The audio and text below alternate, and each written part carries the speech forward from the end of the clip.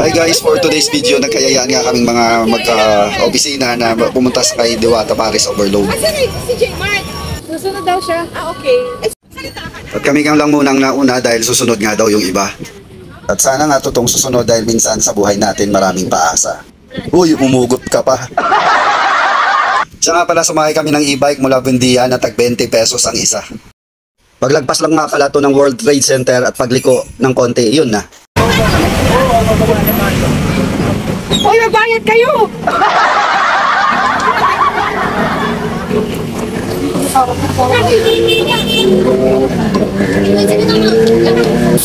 At finally guys, nandito na kami sa Diwata Paris Overload. As expected, ang daming tao talaga. At kakadeliver nga lang ng isang truck na soft drinks, paniguradong hindi mauubusan ng mga parokyano nila.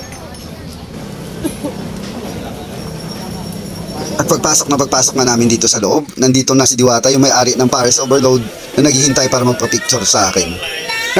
Uy, special ka. At subukan nga natin magtanong-tanong kung anong masasabi nila dito sa sikat na Diwata Paris Overload. Ano masasabi mo sa ano? Sarap, overload talaga, lalo na may dagdag. Sir, anong masasabi mo, sir?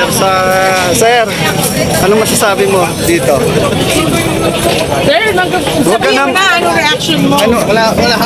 Inutubo ko pa. Sir. Wala pa. Sige na, ma'am. Ma'am, ano masasabi? Masarap. Sarap. Sir, kamusta? Kamusta experience? Okay.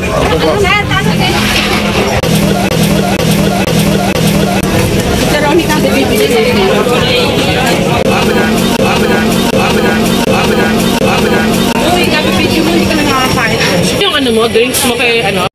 At habang gumagabi guys, sumaba lalo yung pila. Sulit nga naman dahil sa 100 pesos mo lang. Mayroon ka ng only rice, soft drinks, only sabaw. San ka pa?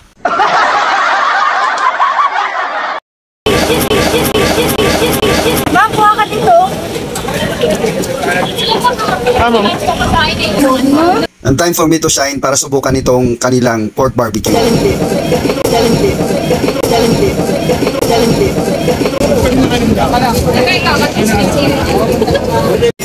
Ano, may sabaw pa, huwag na. Sabaw?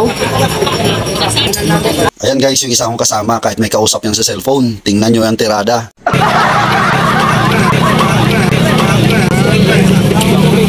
At ito pa isa, ayaw din patalo sa subuan.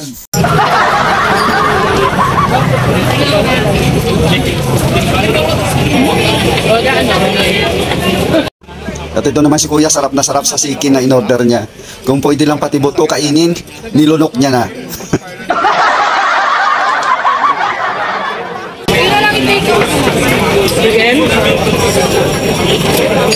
At naspatan ko ulit guys si Mother Diwata na medyo stress sa mga tauhan niya.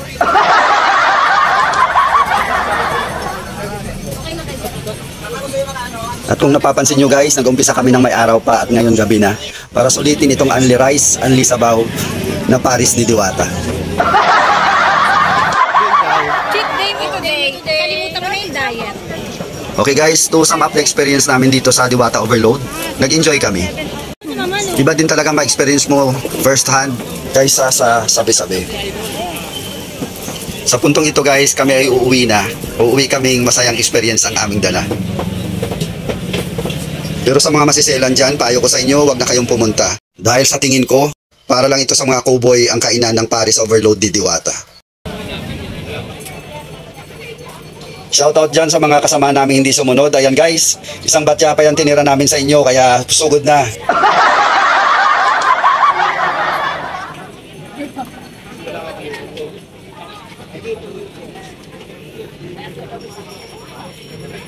Sa mga katrabaho kong gusto pang sumunod, huwag kayong mag-alala, marami pa kayong tinira para sa inyo.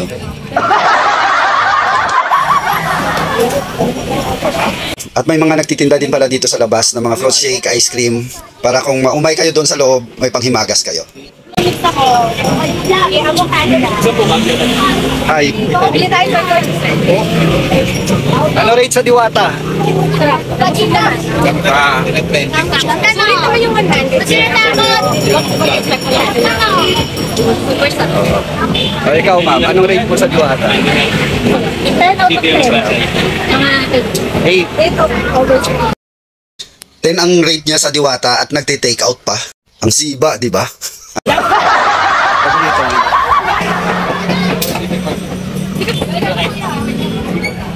Ay, sir, pinakami ko yung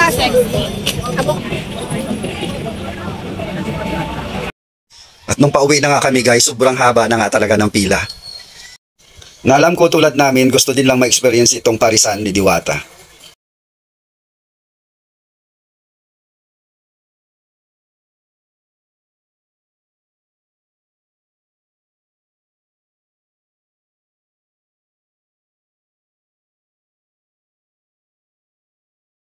At ito na nga guys, sumakay na kami ng e-bike para umuwi na. Pero this time hindi na 20 kundi 25 na.